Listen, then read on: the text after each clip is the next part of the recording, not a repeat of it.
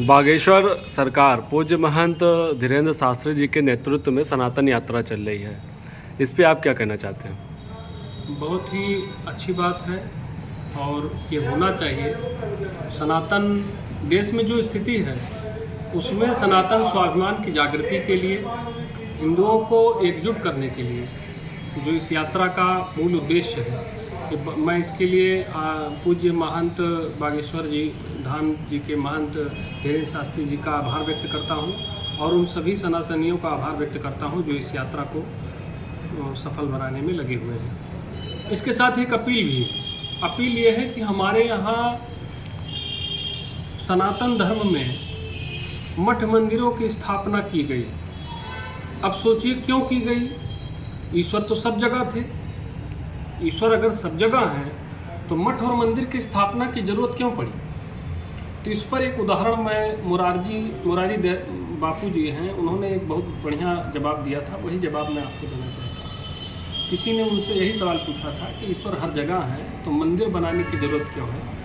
तो उन्होंने बताया था कि जैसे हवा हर जगह है, लेकिन अगर आप साइकिल अपनी लेके जा रहे हैं, उसके टायर से हवा निकल जाए तो वो हर जगह वाली हवा आपको काम नहीं आएगी। आपको एक पंक्चर की दुकान पर जाना पड़ेगा जहाँ उस टायर को ठीक किया जा सके। वैसे ही ईश्वर सब जगह है, लेकिन एक साधक को ईश्वर तक पहुँचने का जो मार्ग है उसकी पहचान कराने के लिए, आध्यात्मिक शिक्षा के लिए, साधना के लिए, वेदादि अध्ययन के लिए, धर्मशास्त्रों के अध्ययन के लिए मठ मंदिरों की स्थापना हुई थी, जहाँ लोग जाते थे, अध्ययन करते थे और अपने जीवन को आध्यात्मिक चेतना से जोड़कर नए आयाम तक पहुँचाते थे। ये तो बात थी कि मठ मंदिरों की स्थापना की आवश्यकता क्यों पड़ी।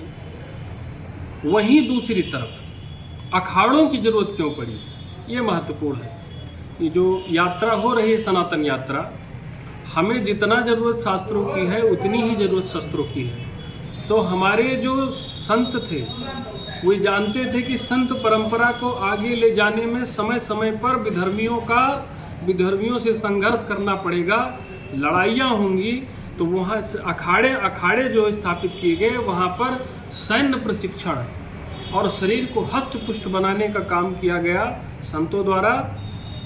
और उन अखाड़ों का उद्देश्य यही था कि संघर्ष काल में विधर्मियों से मठ मंदिरों की रक्षा हो सके, साधु संतों की रक्षा हो सके, मठ मंदिरों के माध्यम से सनातन धर्म का प्रचार प्रसार हो सके। लेकिन बहुत ही दुखद है, ये यात्रा तो अपने आप में जन जागृति अभियान है, सनातन स्वाभिमान को ऊपर ले जाने के लिए यात्रा हो रही है, हिंदुओं को एकजुट करने के लिए यात्रा हो रही है। लेकिन इसके साथ ही हमें नहीं भूलना चाहिए, पूरे देश में जितने मठ मंदिर हैं, पूरे देश में जितने अखाड़े हैं, उन्हें अपने अस्तित्व पर सवालिया निशान उठाना चाहिए। हमारे आदि गुरु शंकराचार्य जी ने देश में 4 पीठ, शंकराचार्य जी ने 4 पीठ स्थापित किए थे। उनका भी उद्देश्य यही था कि सनातन धर्म का चौमुखी प्रचार प्रसार हो और पूरे विश्व में इसकी प्रशस्ति हो, पूरे विश्व का कल्याण हो सके सनातन धर्म के जरिए। लेकिन आज बहुत सारे साधु संत भटक चुके हैं आध्यात्मिक मार्ग से और वो केवल सत्ता के गुलाम बनना चाहते हैं। जो धर्म सत्ता को राह दिखाता था, आज वो सत्ता की चाटुकारिता करता हुआ दिखाई पड़ता है। ये बहुत हैरान करने वाली बात है और बहुत ही निंदा का विषय है। तमाम धर्म संप्रदाय के लिए बोर्डों का गठन किया गया है, तो क्या सनातन बोर्ड का गठन नहीं होना चाहिए? बिल्कुल गठन होना चाहिए और यही सही समय है कि जिन लोगों ने हमें धर्मनिरपेक्ष बना करके हिंदुओं के साथ जो धोखेबाजी की है, जो जालसाजी की है, उसको ठीक करने का समय है।